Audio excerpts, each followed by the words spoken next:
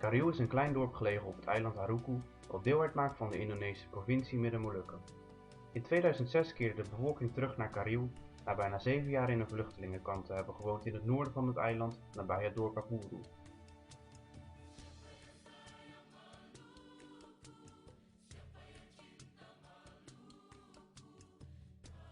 Het conflict zorgde voor verwoestingen van huizen, scholen, openbare ruimtes en landbouwgronden. Sinds die tijd is de bevolking bezig met het herstellen van het dorp, zoals bijvoorbeeld de kerk en andere gemeenschappelijke ruimtes.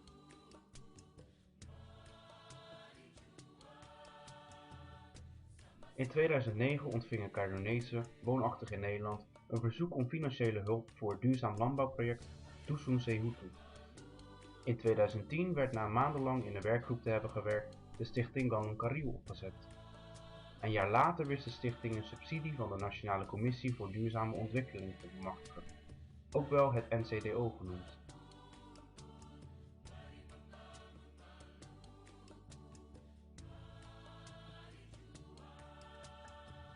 Deze korte reportage vertelt hoe het project zich heeft ontwikkeld en waar nieuwe behoeftes zijn ontstaan.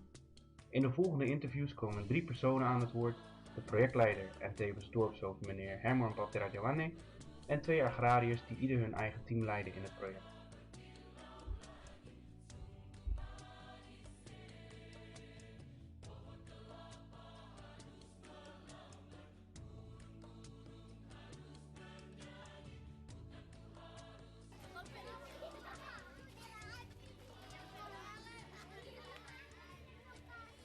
Yang tinggi di belakang boleh.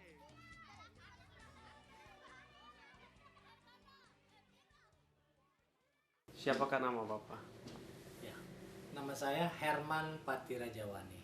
Nama saya Frederick Patirajawane. Nama saya Nyonya Agustina Patiwalapia. Ya, saya menjabat sebagai Kepala Pemerintah Negeri Kariu, sekaligus juga Kepala Pemerintah Adat Negeri Kariu. Dan kelompok mana yang dipimpin oleh Bapak? Kelompok yang saya pimpin adalah kelompok 5 Urwano. Kelompok perempuan, kelompok tani Urwano. Dan kelompok itu terdiri dari berapa orang, Ibu? Kelompoknya terdiri dari 7 orang. 7 orang. Kami yang tergolong dalam kelompok ada 5 orang termasuk saya. Jenis-jenis tanaman apa saja yang Ibu miliki? Yang kami miliki ialah tanaman kacang tanah sama jagung. Jenis-jenis tanaman yang kami tanam diantaranya kacang tanah, jagung, singkong. Apa yang menyebabkan sehingga Bapak memprakarsai untuk memulai proyek pertanian Dusun Sehutu yang tersebut? Ya, ada 3 hal.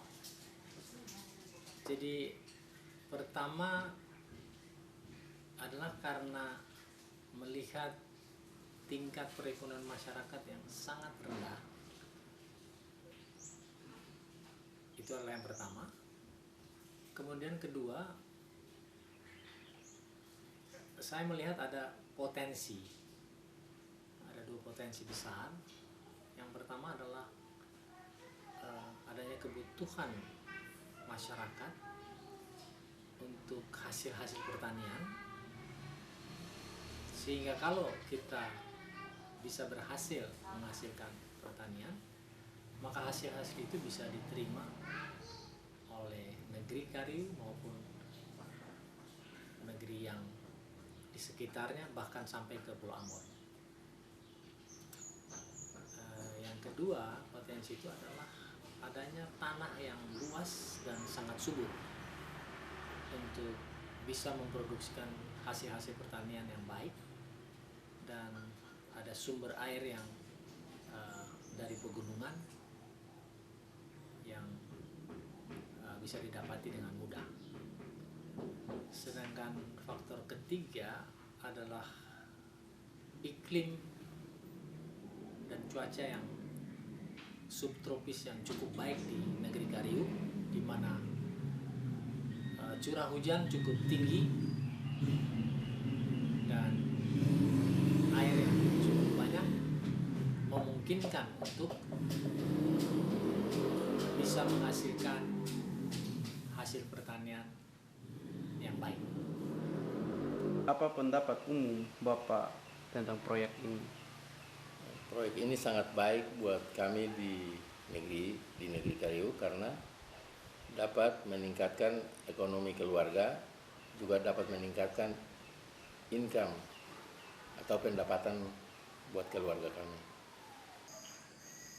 Pendapat kami tentang proyek itu ialah proyek itu sangat bermanfaat bagi kehidupan keluarga dan kehidupan bermasyarakat. Dalam bentuk apa saja ini? Dalam bentuk bisa menambah income bagi keluarga, bahkan bisa menambah ekonomi keluarga. Apa saja visa Bapak untuk 5 tahun mendatang?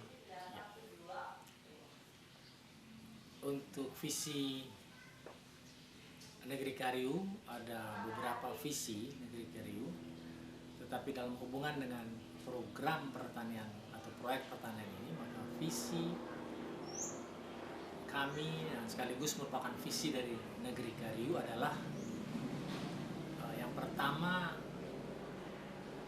dalam 5 tahun ke depan menjadikan perekonomian Kariu adalah perekonomian yang terbaik di antara 11 negeri yang ada di Pulau Haruku. Sedangkan yang kedua, menjadikan petani-petani Kariu yang sebagian besar dari mewakili masyarakat Kariu yang 80% adalah petani, adalah petani-petani yang handal, yang ulet, dan yang mandiri, sehingga mereka bisa merupakan petani-petani yang memberi contoh kepada yang lain, dan juga mereka adalah petani-petani yang mengikuti adat istiadat yang ada di negeri Kariu, dan juga merupakan petani-petani yang sangat dan selalu religius, artinya selalu mengandalkan kepada kuasa Tuhan dalam pelaksanaan aktivitas pertanian mereka. Itu adalah visi 5 tahun ke depan. Apa saja tujuan umum dari proyek tersebut? Ya, tujuan umum dari proyek pertanian Seihutu ini adalah pertama-tama untuk membentuk dan mengembangkan dan meningkatkan tanaman-tanaman pertanian jangka pendek atau hortikultura yang terdiri dari sayur-sayuran, kemudian buah-buahan jangka pendek seperti pisang, pepaya, dan lain-lain. Dan itu akan dilaksanakan secara kontinu dan terus-menerus. Sedangkan tujuan jangka pendek lainnya adalah secara umum untuk segera memulai program untuk penanaman hutan kembali dan penanaman tanaman-tanaman umur panjang, sehingga ini bisa dimulai seperti pohon kelapa, buah-buahan manggis, pohon-pohon hutan, dan lain-lain. Ya. Oke, jadi yang keenam, cobalah Bapak jelaskan secara singkat bagaimana perkembangan sejak penerimaan subsidi itu di tahun 2011. Baik. Subsidi atau dana yang diterima tahun 2011 itu terjadi pada akhir tahun 2011. Nah, sejak itu kita mempersiapkan untuk memulai program pertanian dimulai dari bulan Maret. Jadi selama bulan Maret kita mulai dengan penanaman kacang tanah. Ada 7 kelompok yang menanam kacang tanah. Masing-masing kelompok mengusahakan sekitar 1/4 hektar atau 2.000 sampai 2.500 meter. Kemudian dari masing-masing kelompok itu berhasil panen dari bulan Maret sampai bulan Juni, masing-masing kelompok mendapat 10 kaleng atau 10 black dari kacang hasil panen, dijual dengan harga 800.000 untuk 10 kaleng per kelompok, sehingga mereka mendapat 800.000 kemudian dikurangin dengan biaya produksi sekitar 40%, jadi mereka memperoleh 420.000 keuntungan bersih per kelompok. Dan di situ ada 7 kelompok, jadi 420.000 per kelompok dikali 7, itu adalah hasil yang kita dapat untuk kacang tanah. Kemudian panen kedua atau lanjutan dari penanaman itu dilakukan di bulan Agustus sampai bulan November dengan hasil yang sama, yakni 420.000 per kelompok dikali 7. Jadi itu yang kedua. Kemudian yang ketiga, penanaman jagung dilakukan pada bulan Oktober sampai bulan Desember. Ada 7 kelompok yang menanam jagung. Masing-masing kelompok menghasilkan 3.000 tongkol atau 3.000 buah jagung.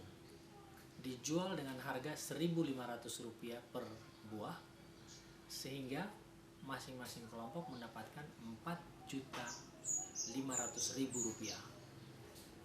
Dipotong 40%, yang tertinggal adalah Rp2.900.000 per kelompok. Itulah keuntungan bersih dari tanaman jagung yang ditanam dalam periode 3 bulan untuk 7 kelompok. Kemudian ada lagi tanaman umur pendek campuran. Dalam hal ini kacang panjang, tomat, cili, buah pisang, buah pepaya, tanaman-tanaman 3 bulan atau 4 bulan. Itu ada 10 kelompok yang melakukan penanaman tersebut dengan hasil rata-rata income bersih setelah dipotong biaya produksi mendapat income bersih antara 300 sampai 500 ribu rupiah per kelompok. Ada 10 kelompok, jadi 300 sampai 500 ribu kali 10 itu adalah hasil dari pertanian untuk sayur-sayuran campuran. Nah, selain itu ada sesuai dengan rencana atau tujuan program, yakni penanaman tanaman umur panjang, maka kami berhasil menanam pembibitan untuk pembibitan buah kelapa tanaman umur panjang sebanyak 2.000 bibitan atau anakan pohon kelapa, kemudian 1.000 anakan pala, dan 1.000 anakan cengkeh. Nah, ini semua sudah bertumbuh dan sekitar 30 sampai 60 cm dan baru akan dipindah nanti pada rencananya bulan Februari tahun 2013. Hambatan-hambatan apa saja yang dihadapi selama ini? Hambatan-hambatan yang kami hadapi dalam bekerja kelompok setelah kami tanam, ada hama atau sapi yang senantiasa merusak kebun kami. Juga kemarau panjang atau hujan yang terus-menerus. Selama ini yang menjadi hambatan ialah sesudah kami boleh menanami lokasi-lokasi yang kami tempati, ada hambatan seperti hama yang ditimbulkan oleh binatang babi, sapi, dan lain-lain. Jadi yang pertama adalah mengenai masalah teknis dan hama. Teknis maksudnya ada kendala-kendala dalam pelaksanaan pertanian itu sendiri. Jadi seperti alat-alat pertanian atau kendaraan-kendaraan pertanian yang kita perlukan, atau cara-cara yang lebih efisien dalam penggunaan tenaga kerja. Nah, itu memang masih kurang. Jadi kita sebenarnya perlu alat-alat atau cara-cara yang lebih modern. Kemudian hama itu adalah terdiri dari penyakit dan juga binatang-binatang yang masuk untuk merusak tanaman itu. Nah, itu ada beberapa kejadian yang terjadi. Itu yang pertama. Yang kedua adalah masalah SDM, sumber daya manusia atau para pekerja itu sendiri, di mana mereka belum dibekali oleh keterampilan seperti merencanakan, kemudian motivasi mereka juga masih rendah, keuletan atau kemauan untuk bekerja keras itu masih kurang. Jadi itu untuk hambatan dari SDM. Kemudian hambatan yang ketiga adalah mengenai masalah iklim dan cuaca. Yang sekarang ini iklim dan cuaca kadang-kadang suka terjadi perubahan yang tidak menentu, seperti hujan berkepanjangan atau panas berkepanjangan, atau juga tiba-tiba ada banjir karena hujan sehingga banjir, bencana. Nah, itu adalah hambatan-hambatan yang terjadi dari iklim dan cuaca. Sedang keempat adalah masalah dana atau modal.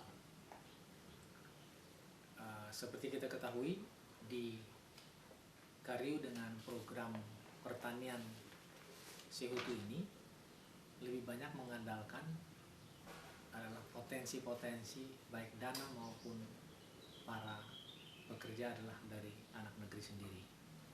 Nah, dalam banyak hal kita memerlukan biaya.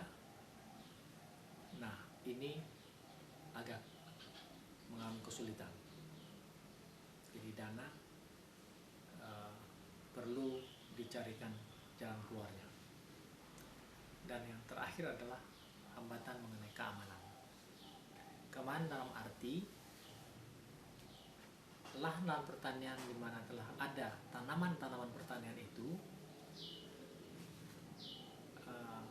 kadang-kadang ada kerusakan yang disebabkan oleh manusia, unsur manusia. Di samping yang tadi hama tapi untuk manusia, kemudian bukan saja dirusak tapi ada juga terjadi pencurian dan perusakan pagar-pagar.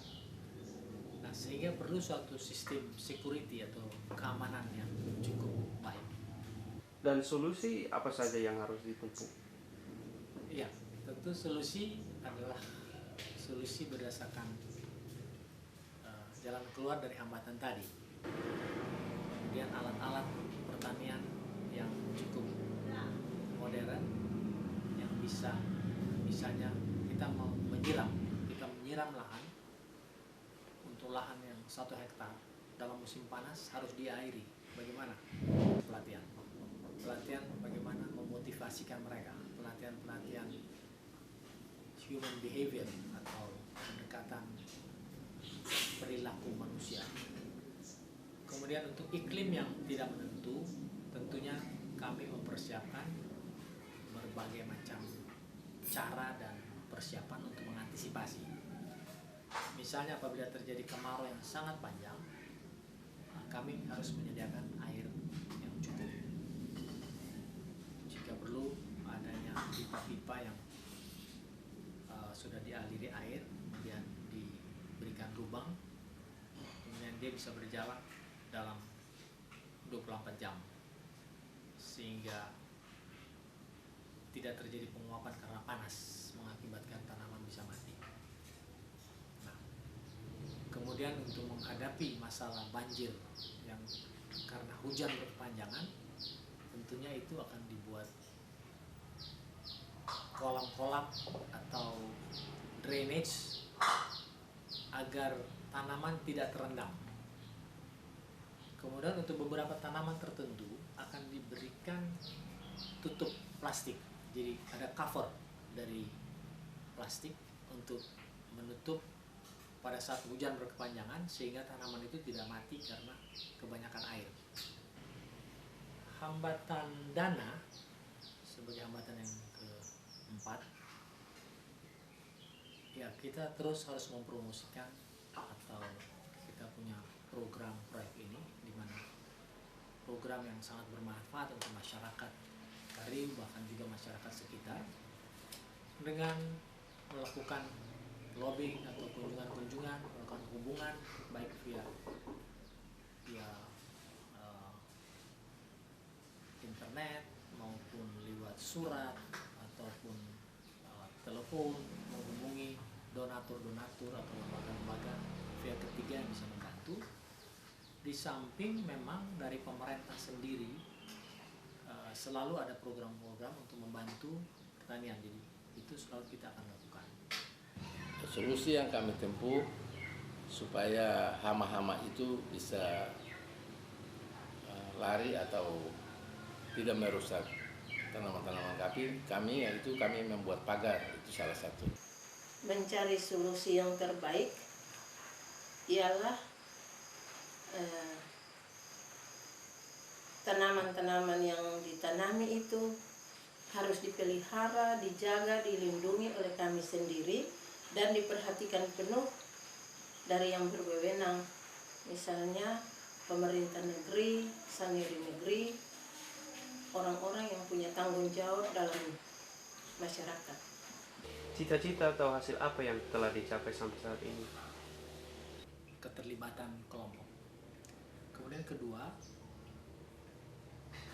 adanya kesadaran dari para petani bahkan masyarakat Kariu yang 80% petani, bahwa untuk menjadi suatu usaha atau suatu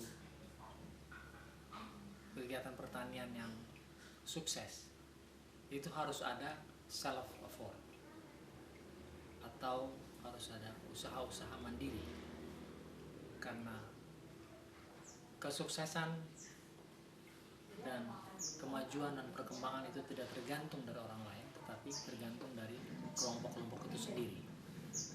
Nah, jadi kesadaran ini telah muncul sehingga ini yang merupakan titik tolak untuk kita bergerak maju lebih baik lagi.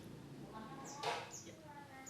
Hasilnya itu panen yang kami dapat itu lumayan, dia bisa meningkatkan ekonomi keluarga kami, juga bisa secara kelompok kami bisa mendapatkan hasil yang baik karena gotong royong yang kami lakukan itu. Apa saja yang Ibu ketahui tentang pemanfaatan dan arti kelestarian bagi Ibu sendiri? Pemanfaatan kelestarian bagi lingkungan itu sangat bermanfaat, karena dengan memanfaatkan lingkungan maka itu menambah sumber daya kami sebagai manusia yang memanfaatkan lingkungan tersebut. Teristimewa kami sendiri dapat memelihara lingkungan sebagai alam ciptaan Tuhan. Yang kami tahu bahwa tanah-tanah atau lahan yang kritis kami bisa memanfaatkan jadi lahan yang subur dan menghasilkan. Hutan yang sudah mulai gundul harus ditanam kembali. Di dalam pelestarian hutan ada lagi unsur untuk menjaga dan melindungi tanaman-tanaman yang sudah langka. Di Kariu sendiri masih ada beberapa pohon yang umurnya sudah mendekati 100 tahun. Yang pasti di atas 50 tahun. Nah, tanaman seperti ini menjadi tujuan untuk dilestarikan, terutama juga di Kariu dan semua negeri-negeri, bahkan di kota-kota di Indonesia. Kita mendapat serangan dari plastik-plastik, baik polybag, baik kresek plastik, gelas-gelas plastik yang berjumlah ribuan pieces, itu juga ada di Kariu. Tujuan pelestarian lingkungan adalah menghilangkan atau memanage plastik ini. Apakah bisa direkayasa ulang, dihancurkan, yang pasti dihindarkan untuk gelas dan lain-lain. Dan ada suatu satwa kusu, di Ambon dikatakan itu kusu, kalau bahasa Indonesia mungkin kuskus. Dia adalah satu binatang yang sebesar kucing, yang wanita itu mempunyai kantong seperti kanguru, kemudian yang laki-laki tidak. Dan kusu itu hidup sangat banyak di hutan-hutan Kariu saat ini. Sehingga dengan pelestarian hutan tadi, otomatis kusu juga bisa terlindungi. Adakah kebanggaan tersendiri dari Bapak ketika proyek ini dilaksanakan? Yang menjadi kebanggaan dari kami kelompok maupun masyarakat bahwa tanah-tanah kritis itu kami bisa memanfaatkan jadi lahan-lahan pertanian. Itulah yang menjadi kebanggaan kami. Dan lahan-lahan yang kritis tadi bisa menghasilkan apa yang kami perlukan, seperti meningkatkan income keluarga dan ekonomi. Tentu kebanggaan tersendiri, bahkan saya pribadi merupakan kebanggaan dari negeri Leamuni Kamasulu, nama adat dari negeri Kariu. Apabila program ini berjalan, karena dia adalah suatu program yang tidak dimulai kemudian berakhir, tapi program yang akan berlangsung terus sepanjang kehidupan masyarakat yang ada di Kariu. Apabila dia sudah mulai berjalan, sekalipun belum ada pengembangan di lahan-lahan yang tersebar sangat luas, jadi kalaupun hanya baru 30% dari lahan sudah mulai berjalan dengan kegiatan yang kami katakan dalam tanda kutip industri pertanian Kariu, maka ini menjadi suatu kebanggaan bagi negeri Kariu, dalam arti bukan untuk menyombongkan diri, tetapi kami bisa memberikan kontribusi bukan saja buat masyarakat Kariu tetapi juga masyarakat yang lain, karena terjadi transaksi bisnis, terjadi market, terjadi pasar, terjadi sarana-sarana yang bisa dikembangkan. Itu memang sangat ada, sebab setahu beta tentang proyek itu diadakan, maka ketong sebagai wanita ini, karena kelompoknya wanita juga turut diberdayakan dalam masyarakat, karena proyek ini dapat bermanfaat bagi pribadi, keluarga, rumah tangga, bahkan masyarakat seanteronya, dan dapat menambah orang punya wawasan untuk berpikir bagaimana memberdayakan lingkungan hidup itu sendiri. Yang ke-10, apa tujuan proyek untuk jangka pendek? Ya, seperti pada tujuan umum atau yang pernah kita bicarakan sebelumnya pada sesi sebelum ini, bahwa tujuan jangka pendek ini adalah untuk membangun kegiatan pertanian di mana adanya kelompok-kelompok tani yang bisa memproduksi. Jadi Tujuan dari pertanian ini adalah adanya produksi di mana kelompok petani melakukan produksi untuk tanaman-tanaman seperti yang disebutkan tadi adalah hortikultura, sayur-sayuran, buah-buahan, pisang, cili, tomat, dan lain-lain, termasuk juga peternakan, sehingga adanya produksi yang bisa berlangsung setiap saat.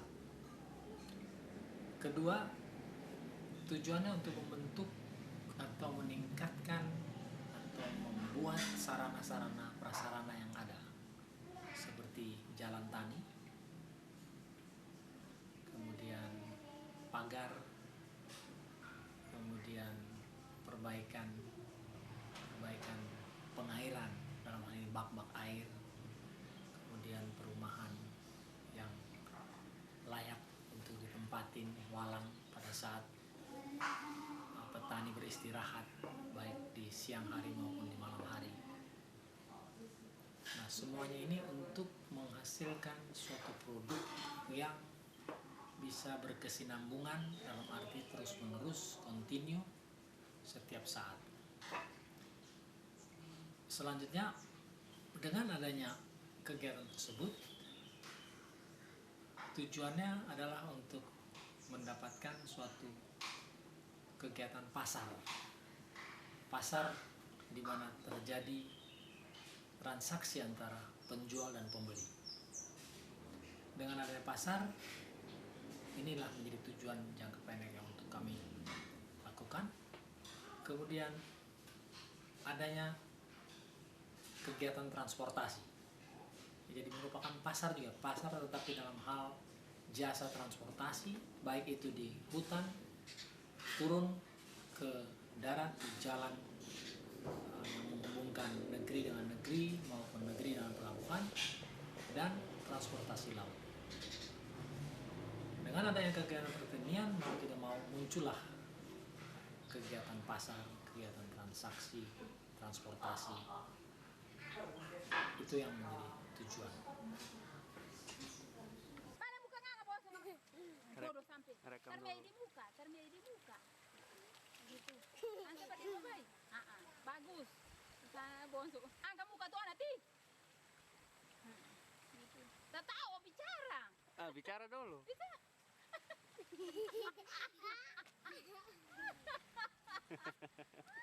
Bilang beta orang Kariu. Iya, bilang beta orang Kariu. Bilang. Nggak bilang. Bilang halo orang Holland di sana. Anda pada buka.